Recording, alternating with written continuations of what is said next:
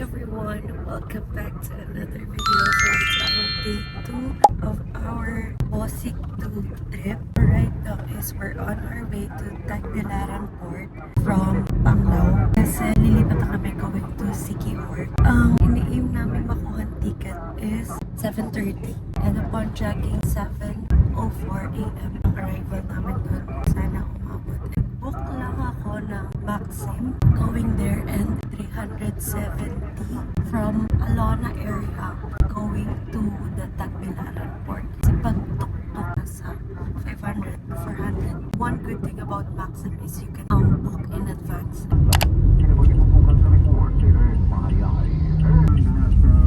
Ito yung daily trip schedules. Ito yung ticket, medyo bibilisan lang namin. Dito sa labas ang bilihan ng ticket. Ayun yung port. Walang bilihan doon. Make sure to stop here.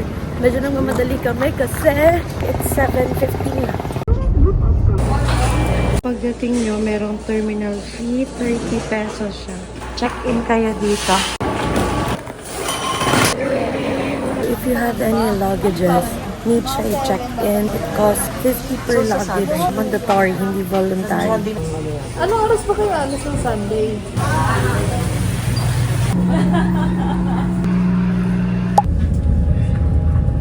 Dito na kami sa Siquijor. Parang 2 hours lang yung cruising time. Tingnan niyo yung water. Oh my God. Wow!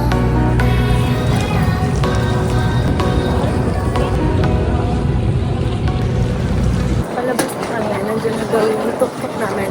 We rented a private tuk-tuk. Siyempre, mas alam nila kung saan yung way.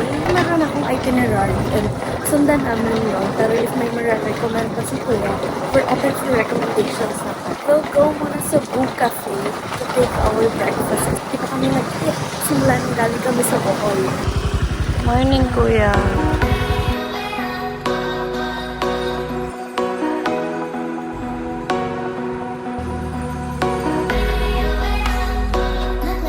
We are here na sa may Boo Cafe. Ito muna ang first destination namin kasi gutom na kami. I think ang ina-next si Kuya is healer. Magpapa-healer kami. Wala lang, para lang ma-cleanse. Pero for now, we'll take our brunch.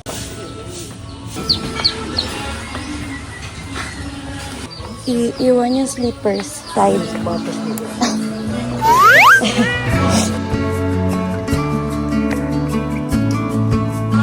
Wow, ganda!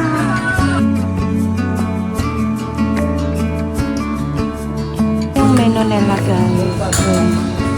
Ito yung inside ng Boo Cafe.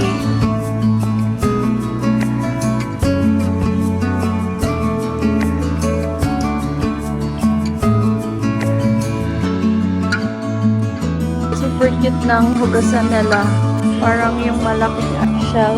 I think at night, meron silang makanta. Ito yung mga pwedeng upuan. Ang ganda kasi hindi masyadong crowded. Overlooking, oh. Sobrang ganda, oh.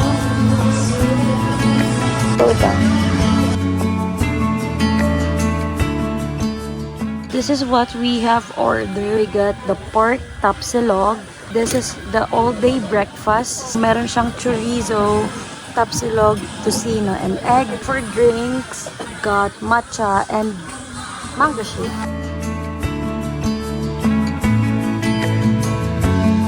One rice pa kasi. Daming natira sa ulam ko.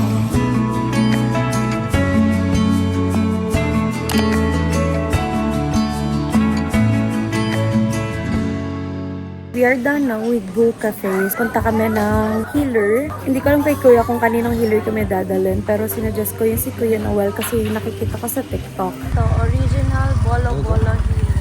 Dito.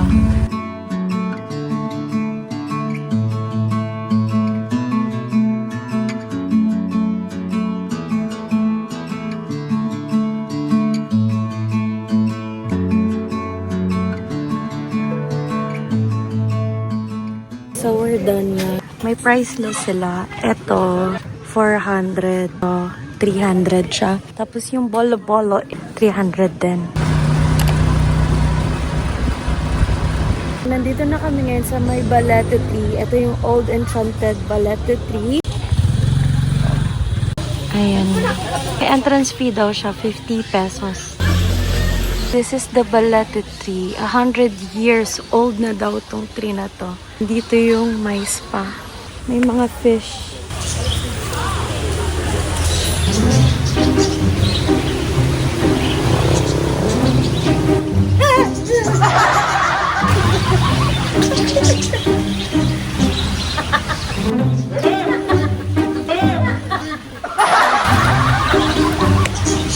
Dami kong dead skin eh. Dami nila. Natin kung anong balak niya. Grabe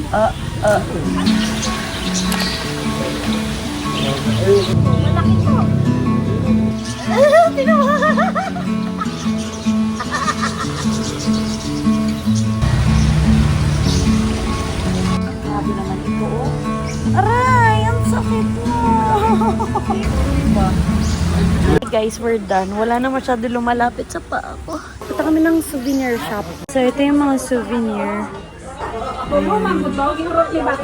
Sino ang mabibisit sa akin? Ito. Patay tayo sa akin. 50 pesos lang guys. Oh. Papunta naman kami ngayon sa my Lazi Church and Convent before kami magbasa-basa. We are here na sa may Lazi Church and Convent. So this is the church and ito yung church and then ito naman yung convent. Did you know that this church is historically acknowledged and known siya? According to our tour guide, this was built around 1840s. Considered siya as national cultural treasure. Gawa siya sa sea stones and wood.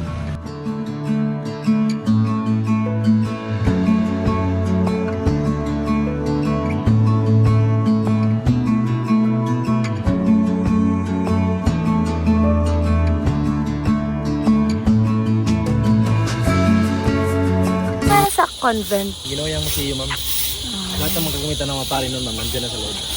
Kung pupunta kayo ng convent, meron siyang 30 pesos na entrance fee. This is a Heritage Museum Convent. Pero kung dito ka lang naman, wala siyang bayad.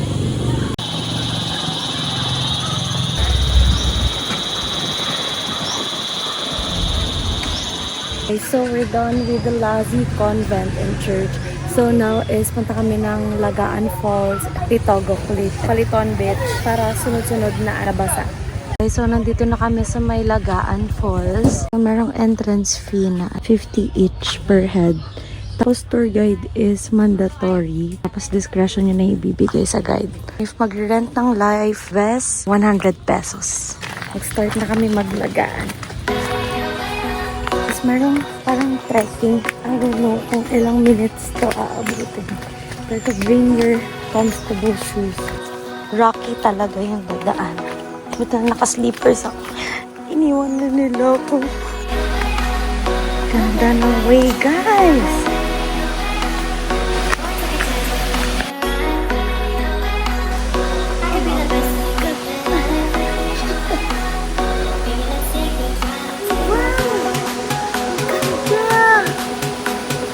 Wow!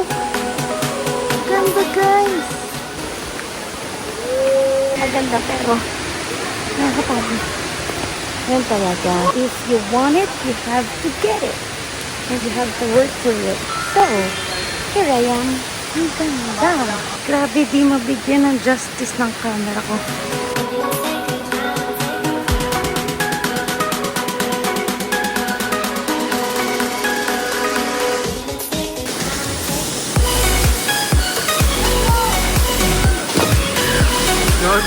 Likod. Kasama natin yung swimming control. Hindi mataas ka.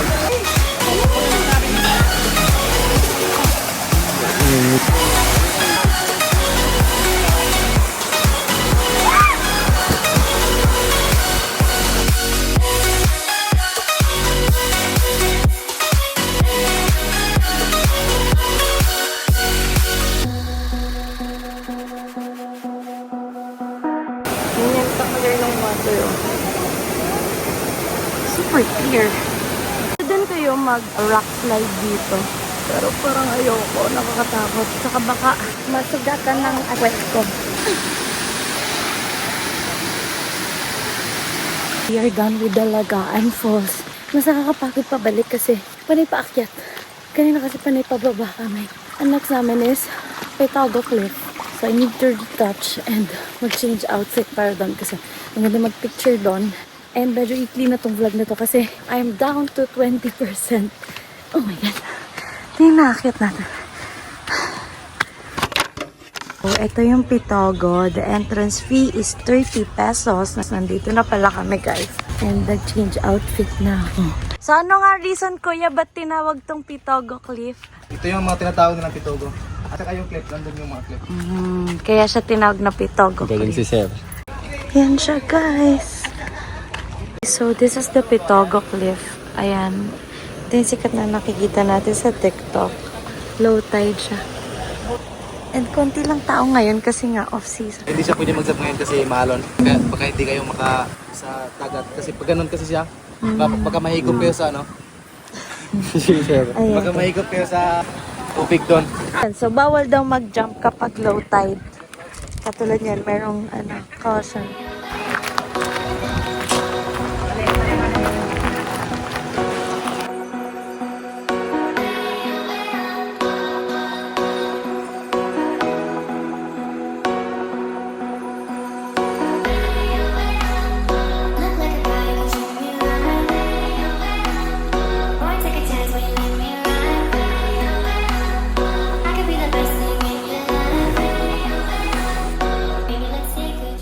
We're done with the Petago Cliff. So, baka kumain mo kami and then going to the accommodation because I'm down to 3%.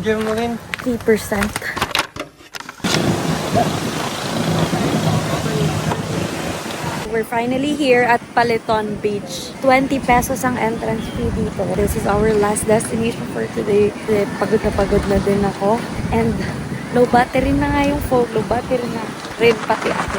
This is the Paliton Beach. So, magsa-sunset lang kami dito kasi balita ko maganda daw ang sunset here. If tatanungin niyo ako kung fine ng sun, parang fair lang. Okay, so, merong mga kainan dito nearby Paliton Beach. Ayan. So, ang daming nag-chill dito.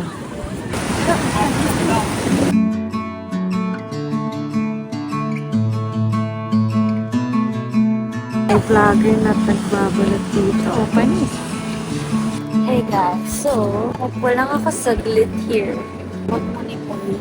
I just feel at peace right here. Pero on my day one at Sikibo, hindi ko lang na-realize. Sometimes it's okay to slow down kasi parang jump back yung itinerary ko, diba? Pero there are spots na parang gusto ko magtagal. Pero dahil sobrang dami yung gusto ko magtagal, hindi talaga pwede. Pag nakikita ko yung life nila dito sa Sikibo, chill and slow down lang. Unlike sa Manila, na marami akong ginagawa, maraming deadlines. Ayun, yun ang na-realize ko. Na sometimes it's okay to slow down. Grabe, nag-upo lang sa beach, nag-realize na talaga siya. Ito yung sunset natin for today. Ganda. So we are done na with Paliton Beach. And maganda naman yung sunset. Punta kami ngayon sa accommodation. Nag-check-in na kami. And then from there, hanap na din kami ng dinner for tonight. So dito ako magsistay sa Lapiahan Guest House. Nakita ko lang to online. Meron silang beachfront pero not available na. So dun tayo sa paloob nila. So ito yung room na ni-rent. Private room with aircon. Ganyan lang naman yung room. This is 600 per night. Then, meron ka ng private bathroom. Guys, so, we're gonna go out to eat some dinner. So, dito kasi sa area na to is nakahilera yung mga bars, yung mga restaurants. So, hanap na lang kami kung ano ang masarap sa area. Lalakad kami. So, dito kami mag-dinner sa Dalahican. Sa Ihaw-Ihaw. Umorder ako ng yempo, 150. Ang dinner namin, yempo, barbecue.